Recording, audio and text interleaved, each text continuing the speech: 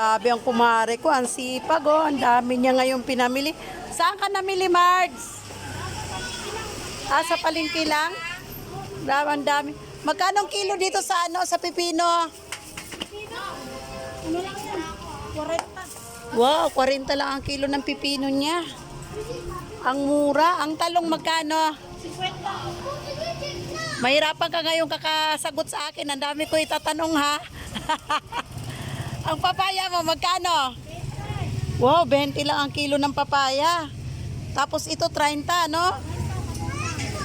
Ang ampalaya, 50 lang ang ampalaya. Ala, ang mura na pala ngayon ng nung isang araw lang kasi ako pumunta ng palengke. Itong radish. Radish, 30 lang yan. Wow, 30 lang ang kilo. Pero itong okra, mahal to. Ano lang, 60 lang yan. 60. Wow, 60. Nung nakaraan, 100 ang isang kilo. Ang mura. Ang laki ng ibinaba. 60 na lang ang okra ngayon. Tsaka itong yung patola. Upo, magkano? 10 isa. Upo, 10 ang isa. Hindi man siya gaanong maganda sa labas. Pero, ayan okay pa siya. 10 lang ang isa. Kaya kung sa mga magluluto, sa kantin-kantin, kikita sila talaga. Oo, kikita sila dito. Kung gusto nila dito. Ayan, punta na kayo dito sa sa Purok City, Malanday. Sa tindahan ni Girlie. Magkano ang agabi? 50. 50 lang ang kilo. Magkano ba bili ko nung nakaraan? Pero itong sili mo. Ay, mura lang yan. Magkano? 60. Ay, ang mura naman. Mahal yan, sandaan si Palengkin. Kaya nga, bakit ang mura? Ano bang, saan ka nang umprada? Pakyawan, ito, mura lang to. Magkano yan? 150. 150 na lang to? 150 lang kilo. Nung December niyan, ang mahal, di ba? Pero ang sibuyas, tsaka ganun pa rin, 130. Tsaka ito, 60. Magkano to? Kalamansi, ang lang din, kalamansi. Kalamansi, 50, 30. 40. 40 lang? Ang mumura. Halika na kayo dito sa tindahan ni Girlie. Nananawagan si Girlie nang matapos na itong paninda niya. Ang mura ng paninda niya ngayon. Reklamo naman tagaligpit mamaya. Kung sinong gustong magawa ng atsara, dito na 20 lang ang isang kilo. Tapos yung kanyang yung pa tawag dito, patola? 30 lang. 30 lang ang isang kilo, 30 lang. Ayan, 30 lang ang isang kilo.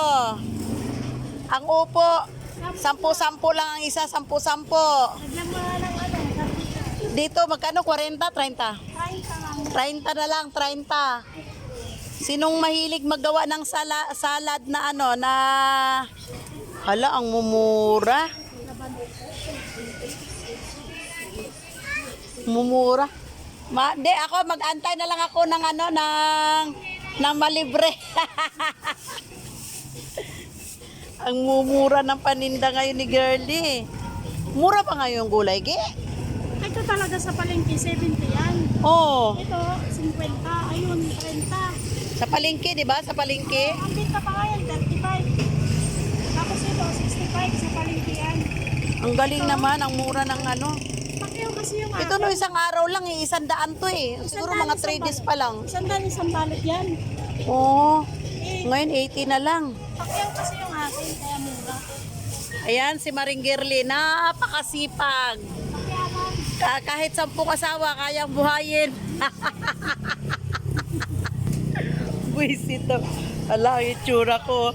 Lumabas na ako ng bahay kasi nakita ko kasi ang dami niyang dala-dala. Kaya lumabas ako. Kinuha ko yung cellphone ko para may tanong kung magkano yung presyo ng mga paninda niya. Grabe. Ang punong-puno yung bike niya, yung na yan, yung Kulang yan, may kinulang yan. kinulang. Nag-arkila pa ako ng tricycle. Nag-arkila ka pa ng tricycle.